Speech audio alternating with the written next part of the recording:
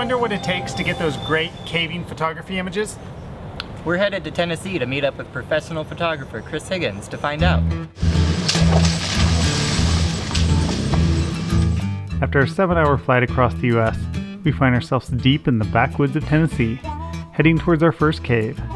The rain's coming down pretty good, which makes for an entertaining ride.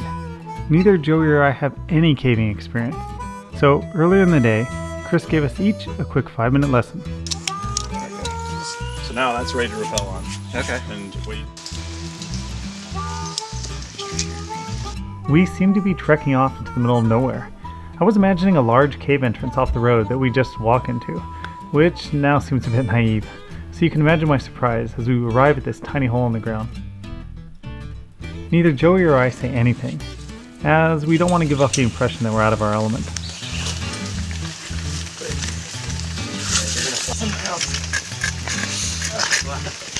We squeeze down the opening, and the cave opens up a bit. That wasn't so hard. I guess I spoke too soon, as next thing I know, Chris drops down an even smaller hole.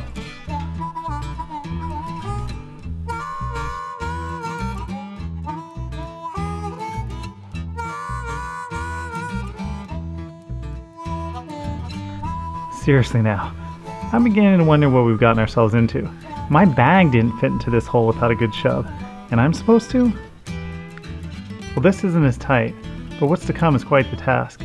If you've ever wondered what it'd be like to crawl over 2,000 feet, let me tell you, it's no picnic. It takes hours. We'd be covering the distance of over 6.5 football fields. So much for that easy walk into a tourist cave.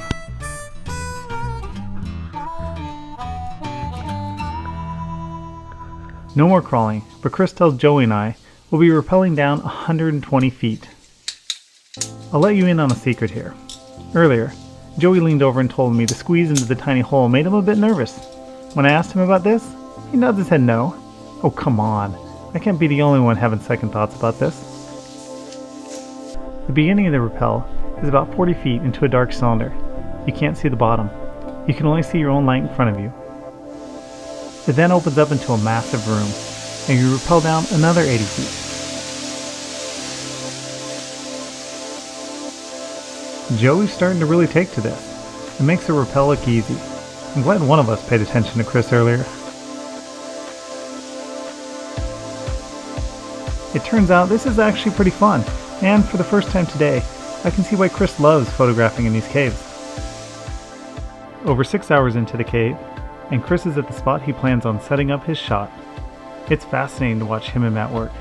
They set up multiple flashes in different locations around the cavern, sometimes taking 15 to 30 minutes just to set up the ropes to place one flash.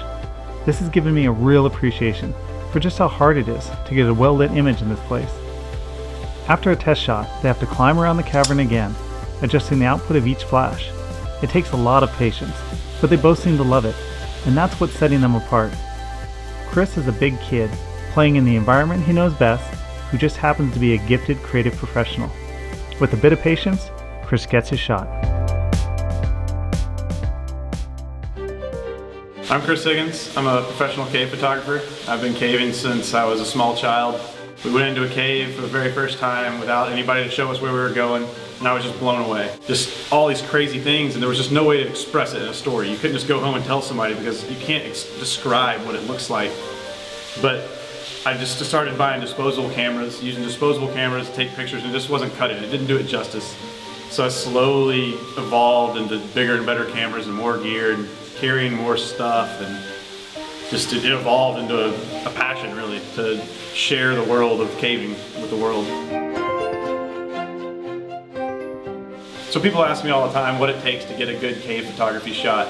They think it's a real simple process, like you take some flashlights in, you point them at you want, you take the picture. But they don't realize it takes serious lighting to light up spaces, that could be the size of a football stadium. So it takes tons of equipment, tons of people to help carry the equipment to get it to where you need it to be, then to set it up, and to take the picture, hope it turns out, and then to carry all the gear back out. I mean, some of the pictures take 20 hours to take one shot. I've got a Nikon D7000 with a Sigma 10-20 lens. It's kind of my go-to lens. It's not quite as painful when you break them because you end up breaking a lot of lenses when you take them caving. The water's not real friendly to them. Then I've got some JOBY Gorillapods with the flash clips. They work great with some speed lights. You can just clip them right to it and set them anywhere you want. They come in really handy. I usually carry 3 or 4 with me at any time just because there's zero light in the cave, so you have to bring in any light you want in the shot. Other than that, you just set everything up, use some wireless triggers, and you can shoot just about anything in a reasonable size range. And I'm Matt Bumbelow. What Chris doesn't tell you is how much hard work it is to get back in these caves. I carry a lot of rope back to get the shots and on the waterfalls and stuff, but it's a lot of fun, even though I don't ever see my name on the shots. I guess you could say I'm kind of Chris's 12 hours after entering the cave, it's time to head back up to the surface. It just dawned on me, I hadn't really thought about that.